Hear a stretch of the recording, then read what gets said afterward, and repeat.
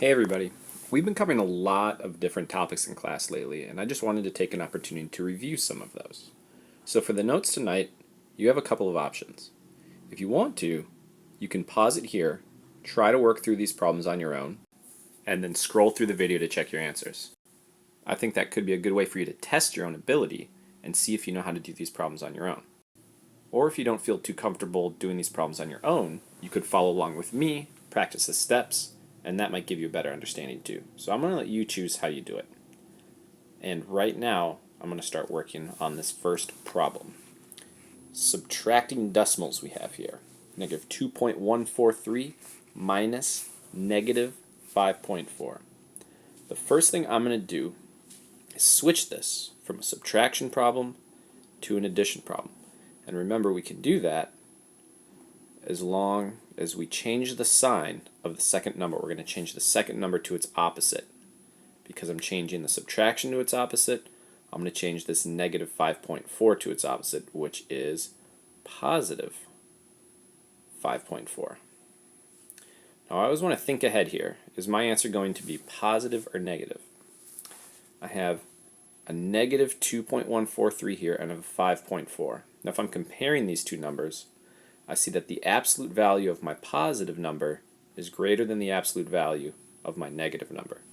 So I know when I put these together, my outcome is going to be positive. Okay? Now, I know that because I have a negative number and a positive number, because my signs are different, I'm going to have some cancellation here. This negative 2.143 is going to cancel out some of my positive 5.4. So to find the answer here, I'm actually going to need to subtract these two numbers. And remember, when we subtract decimals, we always want to make sure that the decimals and the place values all line up. Now I'm going to need to put in a couple of zeros for placeholders here, and now I can start solving. Now I can't subtract 3 from 0, so I know I'm going to need to borrow, but I can't borrow from this 0 to the left because there's nothing there. So I'm going to have to borrow from this 4, turn that into a 3, which makes this a 10, and then I'm going to have to borrow from this 10, that becomes a 9, and this 0 now becomes a 10. So I have 10 minus 3, that gives me 7. I have 9 minus 4, that gives me 5. 3 minus 1 is 2. There's my decimal. 5 minus 2 is 3. So my answer is 3.257. I said my answer was going to be positive, so I'm going to leave it just like this. For my fractions over here on the right, I already have an addition problem, so I can really start doing this. I don't need to change anything about the signs because I want to keep it as addition. And I can start looking for my common denominator. Now I know 3 and 4 both go into 12. That's the lowest number they both go into. So I'm going to turn this into 12s for my denominators. So 3, need to multiply that by 4 to get 12, so that means I also need to do 2 times 4. That's going to give me 8, and this fraction's negative. For my 4, I'm going to need to multiply by 3. That gives me 12. 2 times 3 gives me 6, and that's also a negative that I'm adding here. So now I have two fractions. 12 is the denominator in both of them, and I can just add these numerators, negative 8 and negative 6. Because they have the same sign, and they're both negative, I know my answer is going to be negative. And I'm just going to put this negative 8 and this negative 6 together. When I put negative 8 and negative 6 together, I get negative 14 over 12.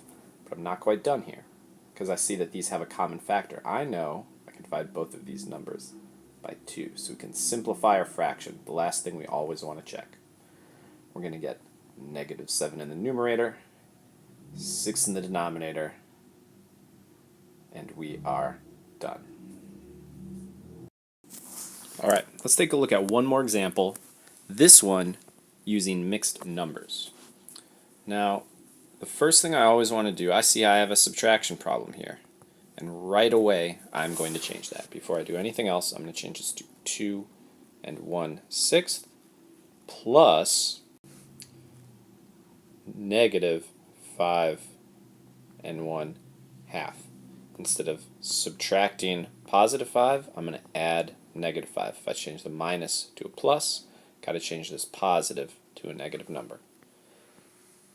Now, I can switch both of these to improper fractions because those are easier to work with. So I'm going to do 6 times 2, that gives me 12, plus 1 is 13 over 6, plus, this fraction's still negative, I got 2 times 5, that's 10, plus 1 is 11 over 2. So now I have two fractions here, they're improper, and we need to look at the denominators. 6 and 2, you know what? I know 2 goes into 6. So I'm going to leave this 6, because I want that to stay 6, and I want to turn this into a fraction with 6 in the denominator. To do that, I have to do 2 times 3. That means I have to do 11 times 3. That's negative 33. So now I have to combine my two fractions here. I got the same denominators, so I can do 13 plus negative 33. My negative here has the bigger absolute value, so I know my answer is going to be negative. Now 13 plus negative 33, those are opposites. This positive 13 is going to cancel out some of my negative 33. So I got 33, and I'm canceling out 13 of those. That leaves me with 20. So I have 20 over 6. Make sure it's negative, and I'm done. Oh, except I'm not, because I need to simplify. 20 and 6, I can divide both of these by 2 because they're both even numbers, and I get negative 10 over 3. And I am done. I mean, if you really want, we could make it into a mixed number. 3 goes into 10 3 times. That's 9, so there's 1 left over. Make that negative. So either way we want to write it, same answer, it's correct, and we're done.